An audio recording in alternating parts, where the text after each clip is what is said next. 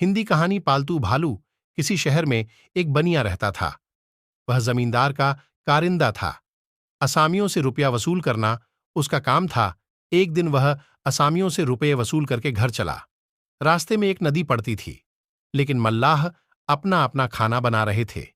कोई उस पार ले जाने पर वहां से थोड़ी ही दूर पर एक और नाव बंधी थी। उसमें दो मल्लाह बैठे हुए थे। कारिंदा के हाथ में रुपये की थैली देखकर दोनों आपस में कानाफूसी करने लगे। तब एक ने कहा, आओ सावजी, हम उस पार पहुंचा दें। बनिया बद्धा सीधा आदमी था। उसे कुछ संदेह न हुआ। चुपचाप जाकर नाव पर बैठ गया। इतने में एक मदारी अपना भालू लेकर वहां आ पहुंचा और कारिंदा से पूछने लगा, सावजी, कहां जाओगे? बनिए ने जब अपने गांव का नाम बताया तो वह खुश होकर बोला, मैं भी तो वहीं चल रहा हूं। यह कहता हुआ वह भालू को लेकर नाव पर चढ़ गया। पहले तो मल्लाहों ने बहुत नाक भौं सिकोद्धा, मगर बाद को ज्यादा पैसा देने पर राजी हो गए। नाव खुल गई। कारिंदा दिन भर का थका था। नाव धीरे धीरे हिलने लगी तो उसे नींद आ गई। मदारी भालू की पीठ पर सिर रखे मल्लाहों की ओर ताक रहा था। उन दोनों को थैली की तरफ बार बार ताकते देखकर उसे कुछ संदेह होने लगा। यह सब ठग तो नहीं है? उसने सोचा, जरा देखूं तो इन दोनों की क्या नीयत है।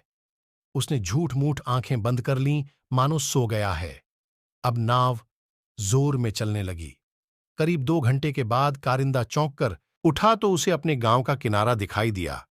मल्लाहों से बोला, बस बस पहुंच गए, नाव किनारे लगा दो।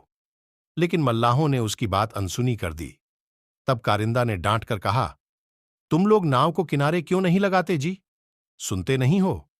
इस पर एक मल्लाह ने घुड़क कर कहा, क्या बकबक करते हो?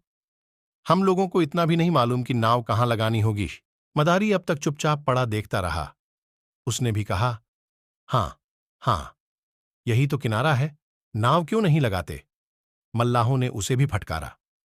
तब वह चुपके से कारिंदा के पास खिसक गया और धीरे से बोला, इन सबों की नीयत कुछ खराब मालूम होती है, होशियार रहना। कारिंदा को जैसे जूड़ी चढ़ आई। मील भर चलने के बाद मल्लाहों ने नाव को एक जंगल के पास लगाया और उतरकर जंगल में जा घुसे। उनके साथ के कई डाकू जंगल में रहते थे। दोनों उनको खबर देने गए। बनिया बच्चों की तरह रोने लगा। अपना गांव मील भर पीछे छूट गया। वहां न कोई साथी न मददगार। मगर मदारी ने उसे तसल्ली दी। वह देखो, कई आदमी हाथ में मशालें लिए हुए नाव की ओर चले आ रहे हैं, जरूर यह डाकुओं का गिरोह है। कारिंदा के हाथ पांव फूल गए। एकाएक मदारी भालू को लिए हुए नाव से उतरा और किनारे पर चढ़ गया। डाकू नीचे उतर ही रहे थे कि उसने अपने भालू को उनके पीछे ललकार दिया। फिर क्या था, भालू ने लपक कर एक डाकू को पकड़ा और उसके मुंह पर ऐसा पंजा मारा कि सारा मुंह लहू लुहान हो गया। उसे छोड़कर वह दूसरे डाकू पर लपका। डाकुओं में भगदड़ पड़ गई। सबके सब अपनी अपनी जान लेकर भागे। बस वही पडीडीढ़ा रह गया जो घायल हो गया था।